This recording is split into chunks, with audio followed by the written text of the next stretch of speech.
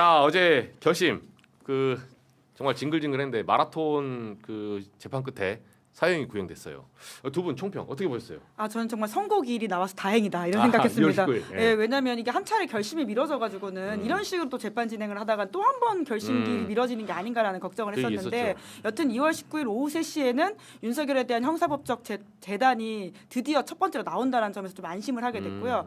그러니까 헌재도 선고 계속 미뤄지면서 이러다가 큰일 나는 거 아니냐라는 좀 걱정이 있었는데 왜냐하면 2월 23일이 법원 인사이고 그래서 선고의 데드라인이 2월 20일이었거든요. 그쵸. 그런 차원에서 여튼 선고 기일이 잡혀서 다행이다 이런 이야기를 좀 드리고 싶습니다. 부 기자님. 근데 어제 저는 변론 과정에서 저도 이제 생각보다 제가 보기와 다르게 대학 때 좀 책을 좀 많이 봤어요.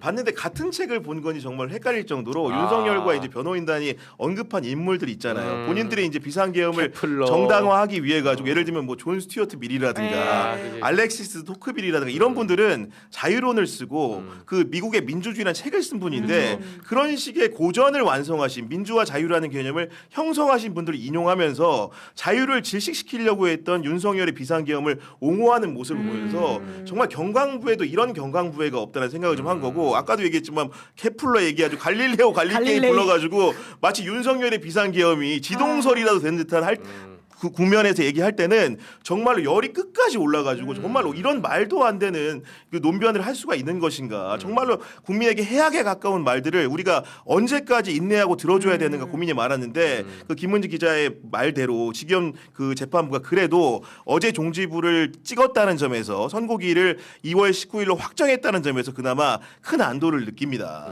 근데 그래도 지기현 부장판사의 소송지 관련해서는 지적을 안 할 수가 없다라는 생각이 드는데 제가 진짜 어젯밤에도 걱정이 돼가지고 이제 서울중앙에 형사합의했던 이제 판사 출신들한테 좀 전화를 해봤어요. 이 재판 진행 어떻게 봐야 되는 거냐라고 했더니 그러니까 좀 뭐 편한 말로 저한테 이야기를 해서 그대로 옮기지 못하더라도 참 모자란 진행이다 이렇게 이야기를 하더라고요. 모자란 진행.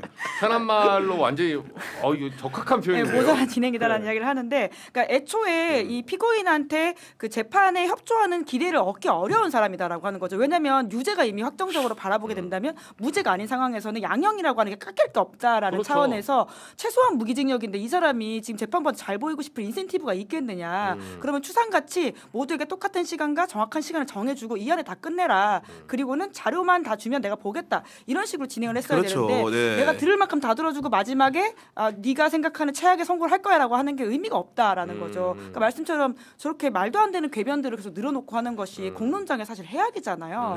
그런 차원에서 재판 진행을 좀 더 잘했어야 되는데 저런 생각 자체가 좀 부족하다라는 지적을 하더라고요. 그리고 지금은 사법적으로 예를 들면 우리가 공개 재판이 원칙인 건데 실제로 이제 법정에 참관을 해야만 그런 내용을 볼 수 있었는데 지금 영상이 외부에 공개되는 시대고 그렇게 되면 지기현 재판장 홀로만 형사법정에서 고독하게 형사 판결을 진행하는 게 아니고 실제로 다른 비교 대상군이 많아졌단 말입니다. 동종 사건에서도 아까 말한 것처럼 다른 재판 보세요. 이진관 부장판사나 백대현 부장판사를 보면서 지기현이라는 사람은 왜 저렇게 단호하게 진행을 하지 못할까? 왜 저렇게 엄격하게 진행하지 못할까를 생각하게 됐기 때문에 비교 대상군과 너무나도 이제 판이한 재판 진행이라는 것이 국민적 불신을 사는 요인이 된 것이고 그리고 이런 생각할 수 있을 것 같아요. 윤석열 재판하는 거 보면서 많은 형사재판 법정에 있었던 피고인들이 나랑 비교해 보게 될 것 같아. 아니 저렇게 판사가 피고인과 변호인들의 말을 충실하게 들어주는 거였어? 그죠. 내가 볼 때는 말도 안 되는 주장을 하는데도 여러 가지 관계에서 기각하거나 내보내지 않고 저렇게 들어주는 거였어? 차등이라는 걸 느끼게 되면서 뭔가 평등주의 어떻게 법원에선 누구나 공평하게 피고인들이 피고인석에서 공정한 판단을 받아야 되는데 그런 식의 상실감도 느낄 수 있지 않을까라는 생각을 좀 해보게 됐습니다. 그러니까 저게 원칙이라고 하지만 사실은 윤석열 한 명한테만 통하는 원칙이라고 한다면 그건 특혜잖아요. 구속 취소 때부터 그랬죠. 지금 딱 그 이야기 하려고 했는데 오로지 윤석열한테만 날 시간으로 계산을 하고 나머지부터는 또다시 일 시간으로 계산해버리면서 한 명한테만 적용되었던 원칙이라고 하는 것은 특혜라고 볼 수밖에 없고 그 과거에 양승태 전 대법원장 같은 경우에 재판에서 일일이 이제 어떤 재판부가 바뀌었을 때 서준조사 다시 해야 된다라고 해가지고 한없이 시간을 준 적이 있거든요. 근데 그런 식으로 주장할 수 있는 원칙론자는 오로지 최고 권력자밖에 없습니다. 만약에 저희 같은 사람들이 정말 만에 한의 경우에 재판받으러 갔잖아요. 저런 이야기를 할래야 할 수가 없고요. 오히려 재판부에 밉보인다는 생각이 생각 때문에 더 조심하게 되는 거죠. 그러니까 아까 연장선 생 말하면은 법을 잘 아는 사람들이 더 꾀를 부리는 거예요. 쉽게 얘기하면 아까 구속 취소라는 것도 날이 아닌 시간으로 계산하지 않는 신박한 논리를 갖고 와가지고 그걸 또 재판부가 인용하는 지경에 이른 건데 우리 국민들이 아마 이번 윤석열 재판을 안 봤다고 한다면은 서증 조사라는 게 뭔지 맞아요. 몰랐을 것 같아요. 아니 그런 단어를 어떻게 그러니까 지금까지 합니까? 저도 솔직히 말해서 한명숙 전 총리 재판도 들어가고 맞아요. 중요한 형사 재판들 꽤나 많이 법정 관찰을 해봤는데 이런 식으로 법리적으로 재판을 고의로 지연하려고 하는 행위를 본 적이 없습니다. 그럼 결국 어떤 생각 듭니까? 검찰총장이나 했다는 사람이 실제로 이제 위법적이고 불법적, 탈법적인 행위를 했음에도 불구하고 그걸 모면하기 위해서 이런 합법을 가장한 어떻게 보면은 굉장히 불법적으로 뽑힐 수 있는 행위들을 한다는 거에 대해서 국민들이 어떻게 동의할 수 있겠느냐 이런 생각이 너무 들었습니다. 두 분 구형 그렇게 됐고 선고는 어떻게 나올 것 같아요? 저는 사형 선고해야 된다고 봅니다. 그러니까 똑같은 논리인데요. 그러니까 법정 최고형을 주는 것이 지금 이 범죄 혐의에 대해서 우리 사회가 얼마나 엄중하게 여기고 있는지를 보고 있다라는 것이 중요할 것 같고요. 1995년에 검찰에서 성공한 쿠데타는 처벌할 수 없다는 논리를 가지고는 네. 그 당시에 전노에게 지금 공소권 없음을 이제 처분하지 않았습니까? 그렇죠. 그 이후에 특별법을 만들어가지고 겨우 이제 우리가 그거 범죄를 제대한 바가 진정성표를 있는데, 했죠 당시에. 한 바가 있는데 그 똑같은 논리를 가지고 와서 그러면 이거 실패한 쿠데타는 그러면 최고형을 줄 수 없나? 이렇게 생각할 수도 있는 거잖아요. 30년 후에 또 다른 독재 꿈나무가 그 어떤 생각을 할지에 대해서 우리는 충분히 생각을 해야 되고요. 전노를 겪고도 독재자가 또 나올 거라고 생각을 못했는데 윤석열 씨는 그 독재를 꿈꿨기 때문에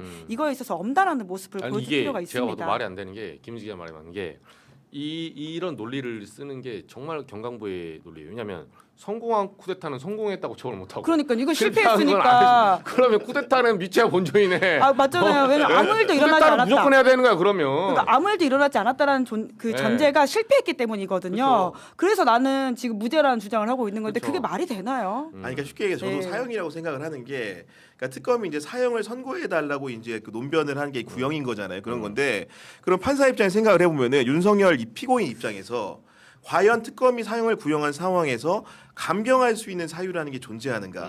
제가 보면 눈 씻고 찾아봐도 감경 사유가 없습니다. 통상적으로 피고인들이 법정에서는 수사기관에서 부인을 하다가도 범행을 시인한 이유는 형을 감경받기 위해서인 거예요. 근데 윤석열은 지금까지 시종일관 본인의 범죄를 한 번도 공개 석상에서 반성한 적이 없습니다. 그럼요. 그런 네. 사람에게 어떻게 형을 깎아줍니까? 말이 안 되는 상황이고 더군다나 윤석열이라는 사람은 그냥 일반 평상적인 사람이 아니에요. 법을 상당히 잘 이해하고 있는 사람이고 심지어 일국의 검찰총장을 했던 사람입니다. 그런 사람이 계엄이 위헌적이고 위법적이라는 걸 몰랐다고요? 그렇기 때문에 위법성에 대한 인식도 명확했기 때문에 그 사람의 전직이라든가 여러 가지 판결이라는 건 정말 생애사적 검토를 하는 거거든요. 그 사람이 걸어온 길, 그 일에 결정을 하기에 이르기까지 여러 가지 배경 설명 같은 걸 하는 건데 어느 하나를 눈 씻고 찾아봐도 감경 사유라는 것은 1도 존재하지 않는다. 그렇기 때문에 쥐기현이 사형을 선고할 수밖에 없을 것인데 제가 보는 포인트는 판결문에 구속 취소 이후에 윤석열 태도가 나올 것 같다는 생각이 많이 듭니다. 왜냐면 내가 풀어줬는데 이 새끼가 이놈이 하는 걸 보니까 괜찮습니다. 실제로 구속 취소 이후에 그 처신이라는 것이 그렇죠. 정말로 그에 어울리지 않는 처신을 했다라는 그렇죠. 얘기를 지기현 부장판사가 제 추측입니다만은 강력하게 담음으로써 본인의 사형 선고를 정당화하는 요인으로 활용하고 과오를 씻어내는 효과를 초래하려고 하지 않을까라는 생각을 사실상 좀 가볍게 이 말이지. 해봅니다. 내가 네. 너 때문에 얼마나 힘든지 알아?